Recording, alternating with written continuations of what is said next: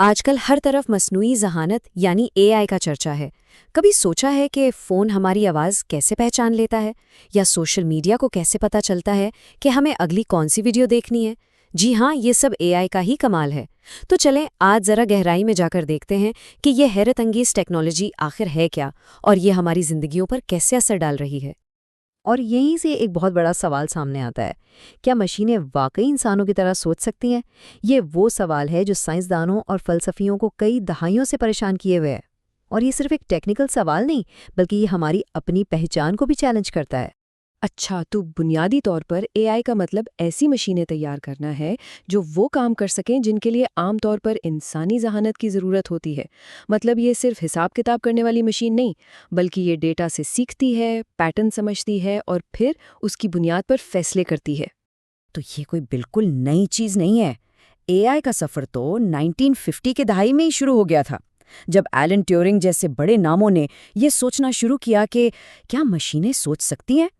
لیکن اصل انقلاب پچھلے کچھ سالوں میں آیا ہے، جس کی وجہ ہے کمپیوٹرز کی بے پناہ طاقت اور بہت سارا ڈیٹا۔ آج اے آئی ہماری زندگی کا ایک لازمی حصہ بن چکی ہے، چاہے ہمیں اس کا احساس ہو یا نہ ہو۔ اچھا، تاریخ تو اپنی جگہ، لیکن آج ابھی اس وقت یہ ہماری زندگیوں میں کہاں نظر آتی ہے؟ چلیں کچھ ایسی مثالیں دیکھتے ہیں جن سے ہمارا واسطہ تقریباً روز ہی پڑتا ہے۔ سب سے پہلی اور عام مثال تو ہمارے فون میں ہی ہے۔ سری، الیکسا، یہ صرف آپ کی آواز پر گانا نہیں چلاتی، بلکہ یہ ہماری زبان کو سمجھتی ہیں۔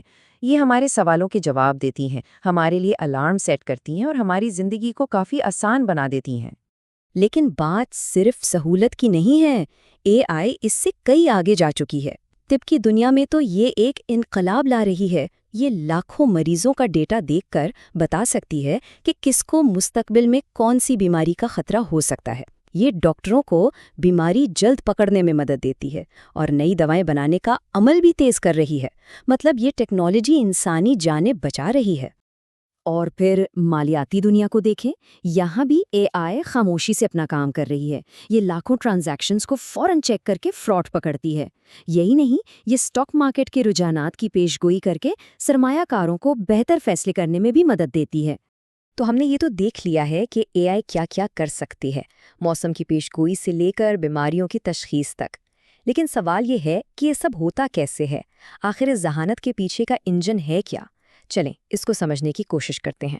اس کی بنیاد ہے مشین لرننگ۔ اس کو ایسے سمجھیں کہ جیسے ہم انسان اپنے تجربے سے سیکھتے ہیں، ویسے ہی کمپیوٹرز کو ڈیٹا سے سکھایا جاتا ہے۔ اور ڈیپ لرننگ اسی کا ایک جدید اور طاقتور حصہ ہے جو انسانی دماغ کے کام کرنے کے طریقے سے متاثر ہو کر بنایا گیا ہے، جسے نیورل نیٹ ورکس کہتے ہیں۔ اور اسی وجہ سے آج اے آئی تصویریں پہچاننے اور زبان سمجھنے میں اتنی ماہر ہو چکی ہے۔ اچھا، جب کوئی ٹیکنالوجی اتنی طاقتور ہو جائے کہ وہ خود سیکھے، پیش گوئیاں کرے اور فیصلے بھی لے، تو ظاہر ہے اس کے ساتھ کچھ بہت بڑے اور سنجیدہ سوالات بھی کھڑے ہوتے ہیں۔ یہ وہ چیلنجز ہیں جن پر آج پوری دنیا میں بحث ہو رہی ہے۔ 3 بڑے خدشات ہیں جن پر آج سب سے زیادہ بات ہو رہی ہے۔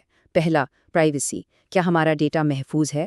دوسرا، تعصب یا بائس، کیا اے آئی کے فیصلے ہمیشہ غیر جانبدار ہوتے ہیں یا ان میں انسانی تعصب بھی شامل ہو سکتا ہے؟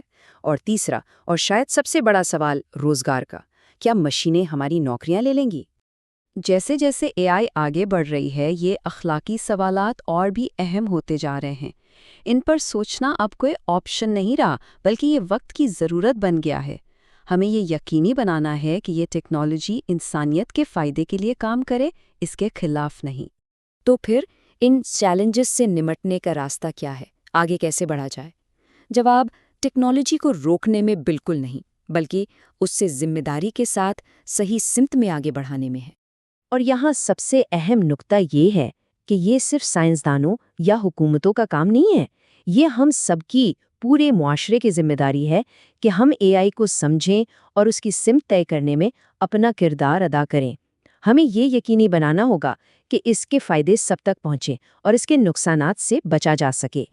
تو آخر میں یہ سوال ہمارے سوچنے کے لیے ہے کہ ہم سب مل کر اے آئی کی ترقی کو ایک ایسی شکل کیسے دے سکتے ہیں جو سب کے لیے، پوری انسانیت کے لیے فائدہ مند ہو۔ اس سوال کا جواب ہی ہمارا مستقبل طے کرے گا۔ اس پر غور کرنا ہم سب کے لیے بہت ضروری ہے۔